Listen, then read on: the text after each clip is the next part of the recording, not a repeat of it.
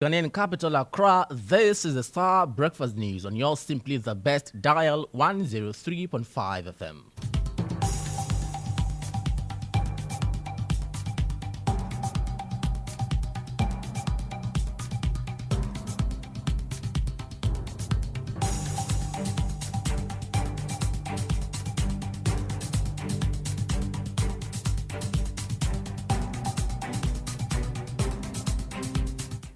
Coming up this morning, Executive Director of Africa Center for Parliamentary Affairs, Dr. Rashid Draman, charges Parliament to take responsibility for controversies around the Road Traffic Regulations (LI) after Speaker and the minority denied knowledge of the controversial amendments.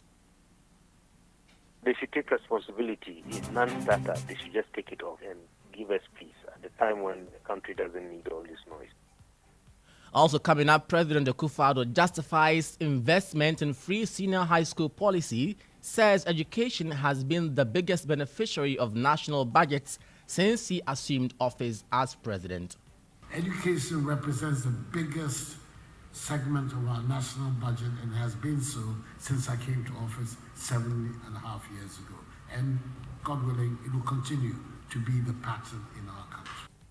Also in this bulletin, Interior Minister refused reports of secret recruitment of 11,000 people into security agencies, warning such claims threaten national security of the country. You've got details of all these stories coming up shortly, but first, let's remind you of our affiliate stations across the country. Star News is coming to you live on Ultimate 106.9 FM in Kumasi, Empire 102.7 FM in Takrady, Zeps 95.9 FM in Zebila, Nissim 100.1 FM in Lamshao, MyStar Radio in the USA. Also live on Facebook on Star 1035 FM and on starfm.com.gh around the world. This is Star 103.5 FM. Star News. Informed, in depth, in touch. I am Nurein Abass. Many thanks for choosing Star News. To begin this morning, the Executive Director of Africa Center for Parliamentary Affairs, Dr. Rashid Draman, has charged Parliament to take responsibility for controversies around the Road Traffic Regulations (LI) after the Speaker and the minority in Parliament denied knowledge of the controversial LI. Government yesterday withdrew the controversial legislative instrument seeking to grant amnesty to MPs and other select groups, including justices of the Supreme Court and ministers, to use sirens and drive without speed limits after public backlash. Now, Dr. Rashid has been speaking to Star News about the development. I mean, if it is before the House, is before the House. If he didn't preside, maybe his deputies did, but I think it's urgent that he presided.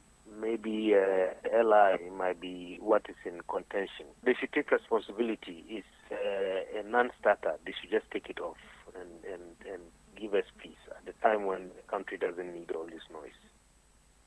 Dr. Draman is also pushing for establishment of requisite offices in Parliament to ensure that MPs get their work done well. It goes back to the LO challenge that we have in our Parliament in terms of, having the right units that scrutinize most of these things before they get into the hands of MPs. Previously, we didn't have a legislative drafting unit, but now we do have a legislative drafting unit. How much capacity that unit has, I don't know, but I am just hoping that the role of that unit is to make sure that these things are sanitized and that, the quality that comes before the House is always a very high standard.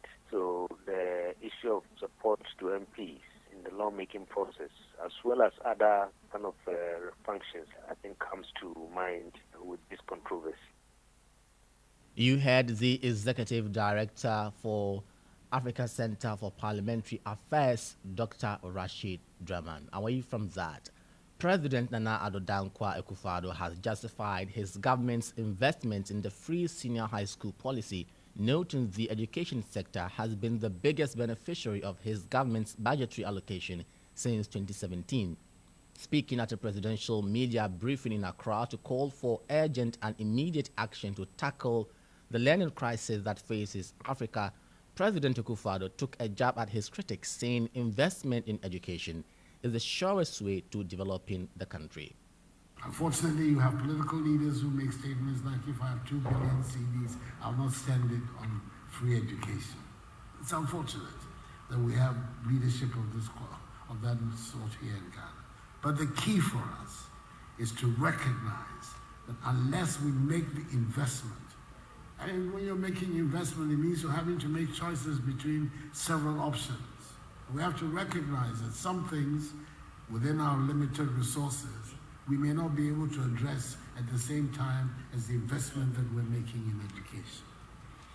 Education represents the biggest segment of our national budget and has been so since I came to office 7.5 years ago. And God willing, it will continue to be the pattern in our country.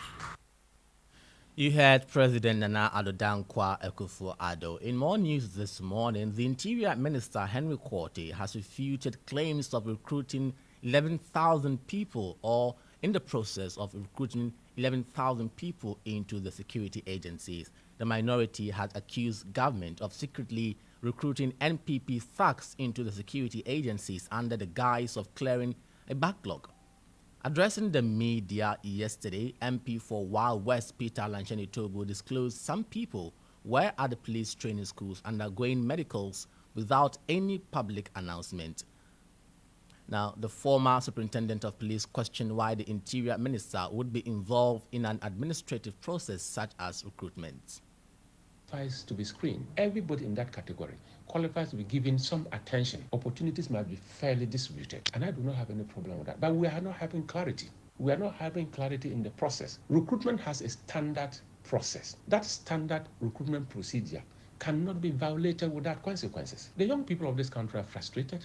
The young people of this country are angry. The young people of this country feel that there's so much hopelessness in the system. And if there are opportunities, we want to recruit 11,000 people. We expect transparency. We expect that the minister will be accountable to the people and to the law. And the minister will respect the various rules and regulations governing all these security sector agencies under him. I don't think that it's even the duty of the minister to get involved in recruitment. Recruitment is an administrative function. And for God's sake, if you look at the 1992 Constitution, operations and administration are both under the heads of these institutions, be it the Chief Fire Officer, the Comptroller General of the Immigration Service, the Director General of Prison Service, or the Inspector General of Police.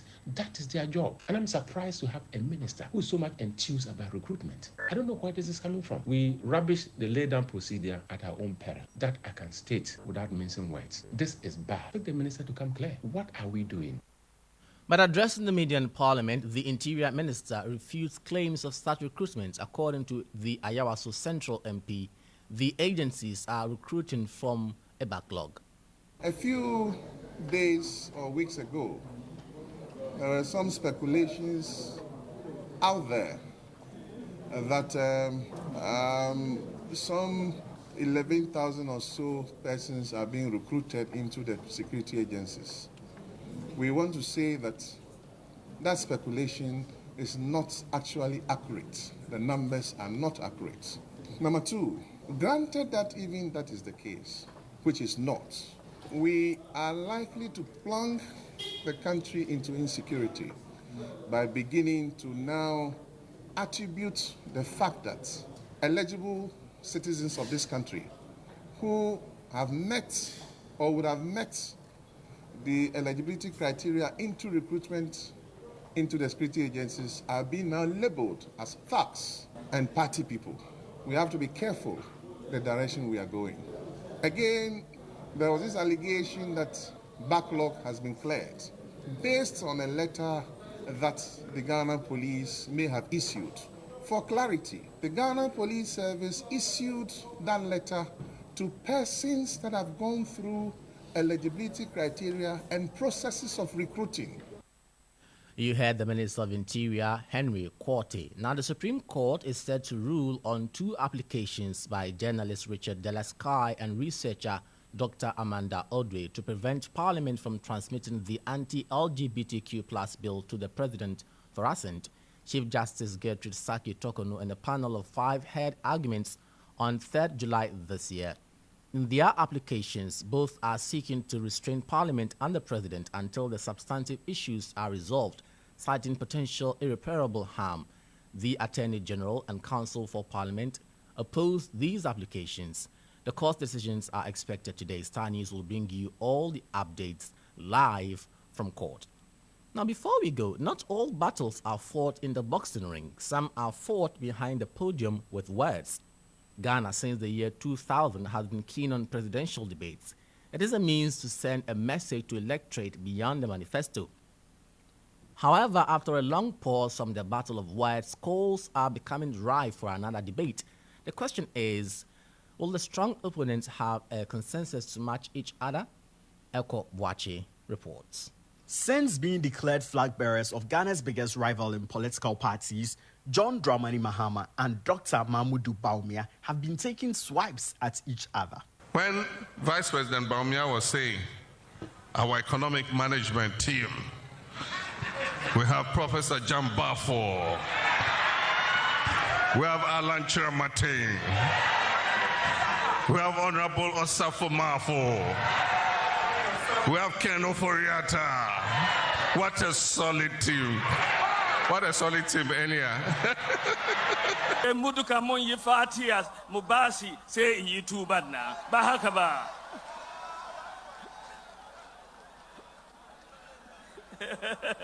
Malam John. All this in a bid to sell themselves worthy to the voting public as the next president of Ghana. I promise to lead the change, and I invite you to be part of the change. But are Ghanaians liking what's on display? An unstructured discourse with no guide, unclear direction, and no means to keep proper scores. And that was a report by Star News' Eko Boache. We'll bring you the extended version in subsequent bulletins. That's how we end up breakfast news this morning. When you log on to starfm.com.gh, you'll find more news updates there. I am Nurein Abass. Many thanks for your company. Next are the sports team, and then the Morning Star continues. Do have a great day.